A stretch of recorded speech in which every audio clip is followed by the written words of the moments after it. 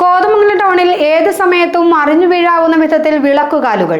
മുനിസിപ്പാലിറ്റിക്ക് വേണ്ടി സ്ഥാപിച്ച വിളക്കുകാലുകളിൽ പലതുമാണ് അപകടഭീഷണി ഉയർത്തുന്നത്. കോതമംഗലം ടൗണിൽ ബസ് സ്റ്റാൻഡിന് സമീപത്താണ് ചരിഞ്ഞ നിലയിലുള്ള ഈ വിളക്കുകാൽ. വർഷങ്ങൾക്ക് മുമ്പാണ് സ്ഥാപിച്ചത്. ലൈറ്റ് ഇല്ലാതായിട്ട് കാലങ്ങളായി. രാഷ്ട്രീയ പാർട്ടികളുടെ കൊടിതോരണങ്ങളും ബാനറുകളും കെട്ടുന്നതിനാണ് പ്രയോജനപ്പെടുന്നത്. സ്വകാര്യ സ്ഥാപനങ്ങൾ പരസ്യ ബോർഡുകളും സ്ഥാപിക്കുന്നുണ്ട്.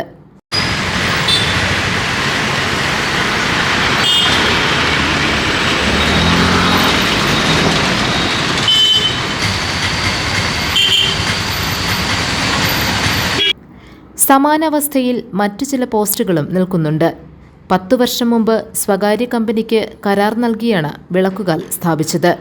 കരാറുകാർ പിന്നീട് ഉപേക്ഷിച്ചു പോയി. ലൈറ്റുകൾ പലതും ഇപ്പോൾ തെളിയുന്നില്ല. GTV news, Kothamangalam.